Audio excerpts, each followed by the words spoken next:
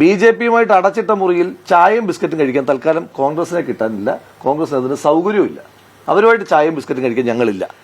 കേസെടുത്താലും ഇല്ലെങ്കിലും പാലക്കാട്ടെ ജനതയ്ക്ക് തെരഞ്ഞെടുപ്പിൽ മത്സരിക്കുന്ന സമയത്ത് കൊടുത്തൊരു വാക്കുണ്ട്.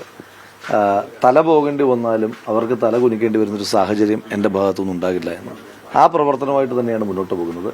ഇനി തല പോകേണ്ടി വന്നാലും ഏതെങ്കിലും തരത്തിലുള്ള വിഭജന വർഗീയ രാഷ്ട്രീയത്തെ അതിനോട് സമരസപ്പെടുന്ന ഒരു സമീപനം ഉണ്ടാവുകയില്ല. ഇന്നിപ്പോൾ പോലീസ് ഉദ്യോഗസ്ഥന്മാർ വീണ്ടും വിളിച്ചിരുന്നു. പോലീസ് ഉദ്യോഗസ്ഥന്മാർ വിളിച്ചിട്ട് പാലക്കാട്ട് സമാധാനം പുനഃസ്ഥാപിക്കുവാൻ ബി.ജെ.പിക്കൊപ്പം ഇരുന്നൊരു ചർച്ച വേണമെന്നാണ് പോലീസ് ഉദ്യോഗസ്ഥന്മാർ പറയുന്നത്.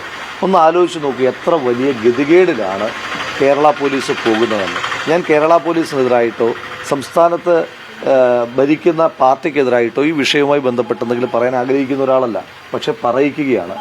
ബി.ജെ.പിയുമായിട്ട് ഒരുമിച്ചിരുന്ന് ചർച്ച നടത്തി പ്രശ്നങ്ങൾ ഇവിടെ സമാധാനം ഉണ്ടാക്കാം എന്നാണ് പോലീസ് പറയുന്നത്.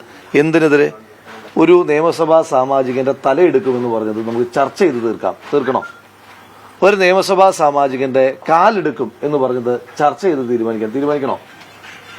ഒരു ജില്ലാ കോൺഗ്രസ് കമ്മിറ്റി ഓഫീസിന്റെ മുന്നിലേക്ക് വന്ന് അക്രമം നിറഞ്ഞൊരു മാർച്ച് നടത്തിയത് ചർച്ച ചെയ്ത് പരിഹരിക്കണം. നിയമസഭാ സാമാജികന്റെ ഓഫീസിലേക്ക് നടത്തിയ അക്രമം നിറഞ്ഞ മാർച്ച് ചർച്ച ചെയ്ത് തീരുമാനിക്കണം. ഇങ്ങനെ ചർച്ച ചെയ്ത് ചായയും ബിസ്ക്കറ്റും തരുന്ന പണിയാണോ കേരള പോലീസിനുള്ളത്? സർവകക്ഷി യോഗമാണെങ്കിലും നമുക്ക് പോകട്ടെ നോക്കാം. ബി.ജെ.പിയും കോൺഗ്രസും ഒരുമിച്ചിരുന്നിട്ട് നമുക്ക് ചർച്ച ചെയ്ത് പ്രശ്നം പരിഹരിക്കാവുന്നത്. ഇവരെന്നു തൊട്ടാ ഈ നാട്ടുകൂട്ട മധ്യസ്ഥ പണി കേരള പോലീസ് തുടങ്ങിയത്? ഞങ്ങൾക്ക് അവരുടെ മധ്യസ്ഥതൊന്നും വേണ്ട. ഈ നാട്ടിലെ പ്രശ്നങ്ങൾ തീർക്കാനായിട്ടാണ് ജനങ്ങൾ ഞങ്ങളെ തെരഞ്ഞെടുത്തിട്ടുള്ളത്. ഇവിടെ പ്രശ്നങ്ങൾ ഉണ്ടാകാതിരിക്കാൻ ഞങ്ങൾ ശ്രമിക്കും. അതല്ലാതെ ലോ ആൻഡ് ഓർഡർ വിഷയങ്ങൾ പരിഹരിക്കാനാണ് പോലീസ് ഉള്ളത്. അതവർ പരിഹരിച്ചാൽ മതി. അതല്ലാതെ ബി.ജെ.പിയുമായിട്ട് അടച്ചിട്ട മുറിയിൽ ചായയും ബിസ്ക്കറ്റും കഴിക്കാൻ തൽക്കാലം കോൺഗ്രസിനെ കിട്ടാനില്ല. കോൺഗ്രസിന് അതിന് സൗകര്യമില്ല. അവരുമായിട്ട് ചായയും ബിസ്ക്കറ്റും കഴിക്കാൻ ഞങ്ങളില്ല. ആ പ്രശ്നം പോലീസ് ലോ ആൻഡ് ഓർഡറിന്റെ മെയിൻ്റനൻസുമായി ബന്ധപ്പെട്ട് നിയമം പരിപാലിച്ചാൽ മതി. അല്ലാതെ ചായയും ബിസ്ക്കറ്റും വാങ്ങിത്തരുന്ന പണി പോലീസ് ചെയ്യേണ്ട. സർവകക്ഷി യോഗം എന്നല്ല അവർ പറഞ്ഞേക്കുന്നത്. അവർ പറഞ്ഞിരിക്കുന്നത് കോൺഗ്രസും ബി.ജെ.പിയുമായിട്ട് ഇരുത്തിയിട്ട് പ്രശ്നം തീർക്കാം എന്നാണ് പറയുന്നത്. അങ്ങനെ തീർക്കേണ്ട മതി. അങ്ങനെ തന്നെ തീർക്കുന്നത് പോലീസിന് മധ്യസ്ഥതയുടെ പണിയാണോ? പോലീസിന്റെ പണി എന്താ? അവർക്ക് റൂൾ ബുക്ക് ഉണ്ടല്ലോ. അവർക്ക് ഈ രാജ്യത്തെ നിയമവ്യവസ്ഥ ഉണ്ടല്ലോ. ഇപ്പം IPC, ഇപ്പം ഭാരതീയ ന്യായ സംഹിത ഒക്കെ ഉണ്ടല്ലോ അവരുടെ.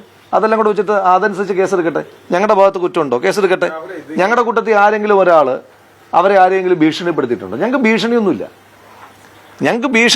ഈ വിഷയത്തിനകത്ത് ഞങ്ങൾക്ക് വളരെ ക്ലാരിറ്റിയുള്ള നിലപാട് മാത്രമേ ഉള്ളൂ. അപ്പം അതുകൊണ്ട് അത്തരത്തിൽ ഒരു മധ്യസ്ഥ ചർച്ചയ്ക്ക്, അടച്ചിട്ട മുറിയിലൊരു ചർച്ചയ്ക്ക് ഞങ്ങളില്ല. ഞാൻ ചോദിക്കുന്നത്, കൂടുതൽ പ്രശ്നങ്ങൾ ഉണ്ടാകാതിരിക്കാൻ പോലീസ് ചെയ്യേണ്ടത് എന്താ? ലോ ഇനാക്ട് ചെയ്യുകയല്ലേ ചെയ്യേണ്ടത്? കേരളത്തിൽ സാധാരണ കേൾക്കാറുള്ളതാണ് ഒരു ജനപ്രതിനിധിയുടെ തലയെടുക്കും എന്ന് പറയുന്നത്. എത്രയോ പ്രകോപനകരമായിട്ടുള്ള സാഹചര്യങ്ങൾ ഇവിടെ ഉണ്ടായിട്ടുണ്ട്, നമ്മുടെ നാട്ടിൽ ഉണ്ടായിട്ടുണ്ട്. എപ്പോഴെങ്കിലും ജനപ്രതിനിധിയുടെ തലയെടുക്കും എന്ന് പറയുന്നത് നിങ്ങൾ കേട്ടിട്ടുണ്ടോ? കാല് വെട്ടും എന്ന് പറയുന്നത് നിങ്ങൾ കേട്ടിട്ടുണ്ടോ?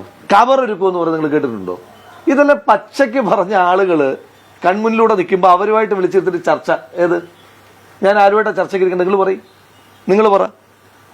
തലയെടുക്കുമെന്ന് പറഞ്ഞ, കാലെടുക്കുമെന്ന് പറഞ്ഞ, കവർ ഒരുക്കുമെന്ന് പറഞ്ഞ ആളുകളുമായിട്ട് ഞാൻ പോയി ചർച്ചയ്ക്ക് ഇരിക്കണോ? അതിലും ഭേദം തല പോകുന്നതല്ലേ.